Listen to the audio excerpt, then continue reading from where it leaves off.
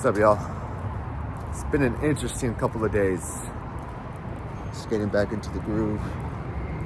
Just, reflecting.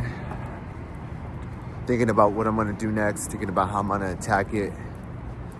How am I going to get it done? How am I going to be fulfilled in doing it? So, things are going well. Things are getting better. But it takes effort. It takes time. It takes some sacrifice. It takes some discomfort. But, when you drop some vices, when you drop some attachments, when you drop some, how should I say it? When you drop some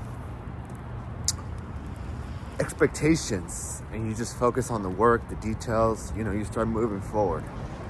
Definitely not where I want to be, but you know what? It's progress. I'll take progress and no progress. I'll take some lessons and no lessons. So that's where I'm at. But things are going good. Just been thinking about really, as the title says, it's like how you're spending your time, how you're spending your energy. Are you applying the lessons you've learned? Setting boundaries with people, letting them know, hey, in this space, in my vicinity, this is not how we operate. I'm going to get to some details right now about that. Are you spending your time thinking and talking about others, especially in a negative way? Because whether we like it or not, these universal laws are always in effect. What you're sending out is always coming back to you. What you focus on expands. What you talk about, you bring about. I don't know everything about the universe. I don't know everything about life. I'm still learning, and I finally accepted the fact I'm always going to be learning. But we could always be better. And one of the things I realized about being better is you have to apply the lessons that you experience in life. And one of the things I've experienced, and I'd be honest, like I keep seeing over and over, it's like the Great Spirit Source Energy is saying, hey, you're going to keep getting this until you stop doing it, until you put an end to it. And I've realized, as the old Asian sayings go, you become what you speak about, you become what you think about. Your words are powerful, your thoughts are powerful, your actions are powerful. And if you don't have that under control, and you don't have those things in alignment, there's that saying, be careful what you wish for. So with that being said, this is a good time to start pondering. It's like, hey, where are you putting your attention to? What are you talking about? When you run into someone, are you speaking about the abundance, the joy, the happiness of life? Or are you focused on the negativity? Because there's both. There's both at all times. Sorry if it's a little windy. And, you can't hear me. I forgot my microphone. But I was like, you know what? Let me just record it rather than not record anything. But yeah, back to the subject at hand. When you speak to others, what are you speaking about? Are you speaking about growth? Are you speaking about prosperity, peace, progressing, goals, or is it about other people? Is it about chaos? Is it about catastrophe? Is it about, bad elements? Is it about gossip? What is it? You, including myself, you have to be determining what is being spoken about. You have to be determining what is the subject matter.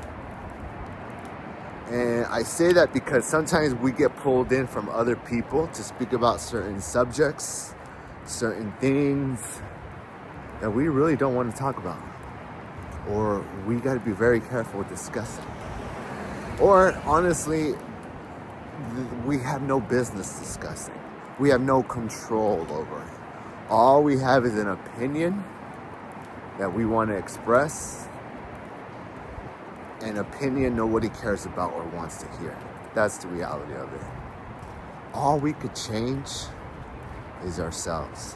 But here's the magical thing, and I'm sure there's people out there that have experienced this, that know this, and I'm gonna say it for myself as well, is that when you change yourself, as cliche as it sounds, when you change yourself, your outer world changes. It's like you cut off some donuts, some fast food, some overeating, and in the physical world, your body changes. You lose some weight. You see some muscle definition. You look a little different, and people tell you. Well, you took an action internally to say, hey, I'm gonna sacrifice this comfort, I'm gonna sacrifice this food, and it's for my health, it's for my body, it's for this and that. And you do it in a spiritual, internal aspect of your internal world of thoughts and actions, and the outer world changes. I'm pretty sure it applies for everything else. It applies for everything else that we got going on. It applies for, relationships, and it applies for, other aspects of our lives, whether it's career, business, and stuff like that. But it always starts with ourselves. I used to be that person. I was the victim. I put blame. It's this person and that person, and if it wasn't for this, da-da-da-da. But in reality, I had control over a lot of things. I was inexperienced. I lacked awareness in certain areas. I lacked experience in certain areas where I let things slide and happen for the goodness and for the best of everyone. And in the end, I just hurt myself, which I don't mind. I'm glad that I was able to learn. I was able to progress. We're gonna go this way. I was able to progress. I was able to prosper. I was able to learn some lessons, valuable lessons. And what's cool too is I came across other people who are on that same path. They want to better themselves. They understand that, it starts with them. They have to change for their outer world to change. And they're willing to do it, Sacrifices, discomforts, putting the pride and ego aside, saying you're wrong, really changing that internal approach to things. Because the reality is, a lot of things that we do is to be socially accepted, to be validated, to be loved, to be liked. It's just part of human behavior. But sometimes those things don't serve us. They actually end up hurting us. They end up hurting us a lot more than we think, because it's like we're giving away our power. We're giving away our alignment. We're giving away our position with source to accommodate people who are out of alignment. I'll give you an example. I'll give you a good example. Something I realized. Like, let's say in my 20s, I had the fortunate opportunity to drive a Lamborghini, right? I was able to drive a Lamborghini. Now, I used to DJ downtown in my city. I was a DJ. And obviously, growing up, especially in the 2000s, 2010s, that's probably like the thing to do. You got a nice car, especially a car like that. You're going to pull up to the club, and park in the front, and everyone's going to look at you, right?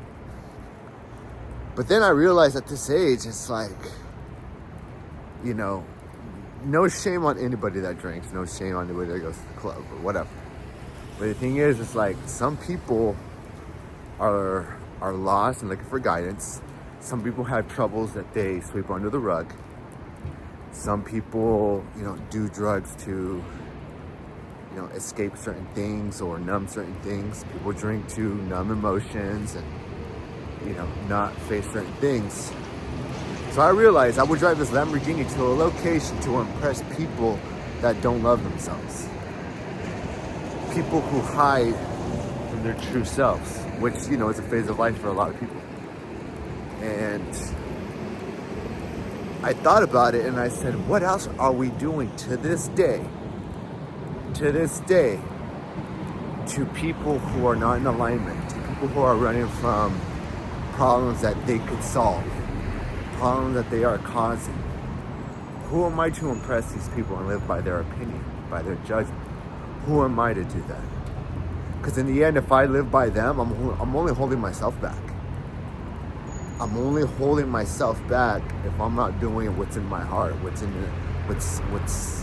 the kingdom of the Great Spirit universe is telling me to do.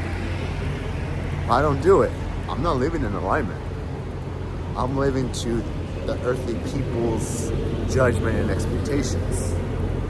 And of course, why am I going to listen to people who are not even solving their own issues?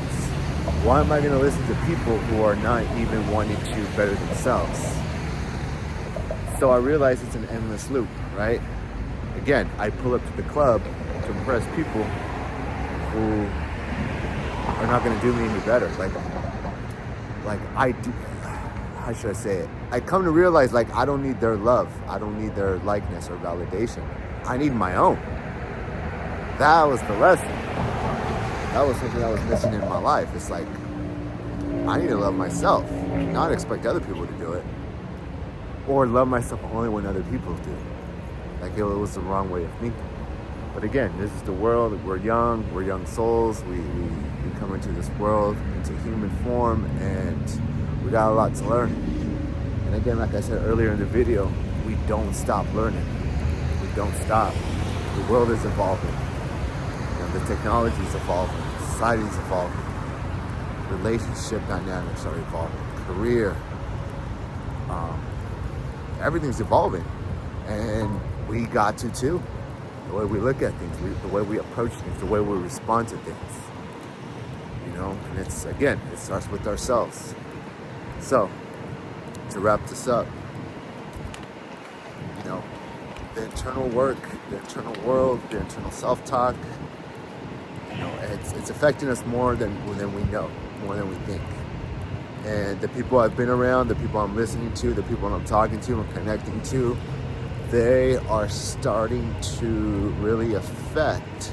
I mean, people you surround yourself always affects you, but I've chosen them intentionally because I know it's going to affect my outer world more based on the studying, the application, and the awareness of the internal world, right? Like, we're purposely shutting down, you know, what the news is saying, you know, what the gossip is, what social media trend is doing. We're purposely shutting down, you know, personal opinions and personal judgment and personal, like, expectations, and really emphasize, like, what's your heart telling you to do it. You know, if Billy wants to be a police officer and Bobby wants to be a fireman, it's like, do it. You know, one shouldn't convince the other, like, hey, you need to be a police officer like me, and then the other one would be like, you need to be a fireman like me, to validate, like, what